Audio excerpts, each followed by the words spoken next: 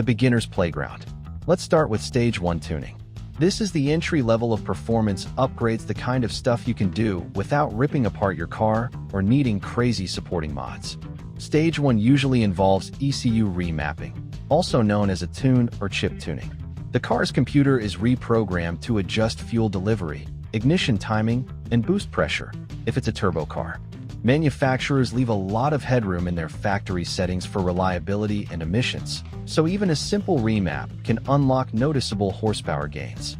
For naturally aspirated engines, the gains are modest, maybe 5 to 15 horsepower.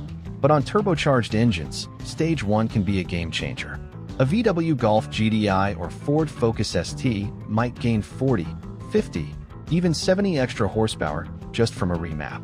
Alongside the ECU tune, Stage 1 often includes bolt-on upgrades like a performance air filter, a less restrictive exhaust, or better spark plugs.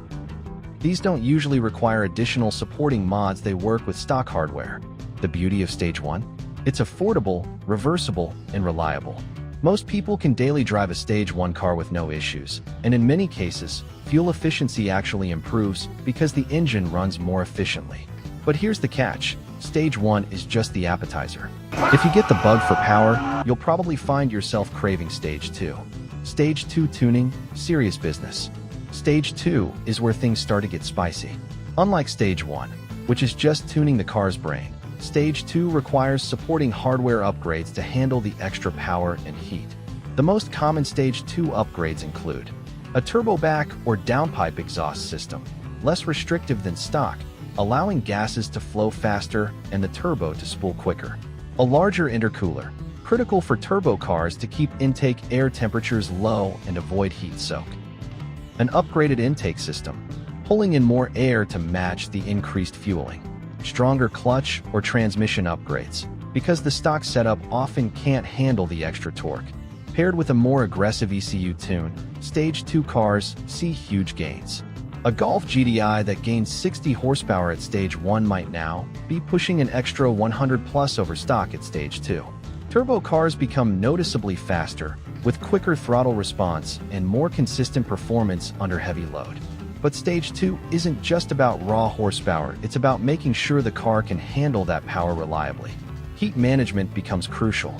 Without a proper intercooler or exhaust system, a tuned turbo car could run too hot, detonate, or suffer premature wear.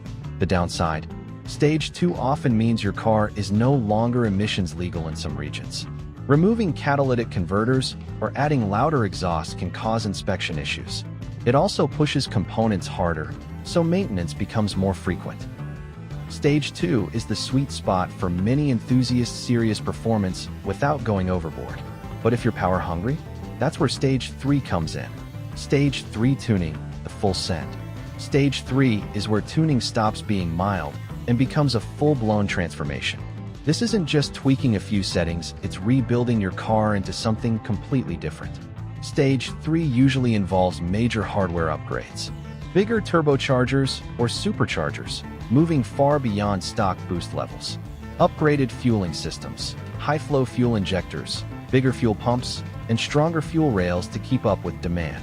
Internal engine upgrades, forged pistons, stronger connecting rods, and upgraded crankshafts to handle the massive stress. High-performance cooling systems, larger radiators, oil coolers, and advanced intercoolers to keep temperatures in check. Transmission upgrades, heavy-duty clutches, stronger gearboxes, or even full swap setups. With Stage 3, horsepower gains are enormous. A car that made 300 horsepower stock might easily push 500, 600, or more depending on the platform. We're talking supercar-level performance from cars that started life as daily commuters. But this level of tuning isn't cheap or simple. Stage 3 builds often cost as much as buying another car outright, and reliability becomes a constant concern. Daily driving a Stage 3 car can be tricky, they can be loud, stiff, and temperamental. Another thing to note, Stage 3 cars often sacrifice emissions legality, warranty coverage, and in some cases, drivability. They're more at home on a racetrack or drag strip than in stop-and-go traffic. That said, Stage 3 represents the ultimate form of tuning. It's where enthusiasts chase the absolute limits of what their platform can do. It's not for everyone, but for those who want to go all in, Stage 3 is where dreams are built. So to sum it up, Stage 1 is safe, simple, and a great entry point, mostly ECU tuning and light bolt-ons. Stage 2 takes it further with supporting mods like exhausts, intercoolers, and clutches, pushing serious gains. Stage 3 is the full send, bigger turbos, engine internals, and track-ready builds that blur the line between street car and race car. Each stage has its own balance of cost, reliability, and performance.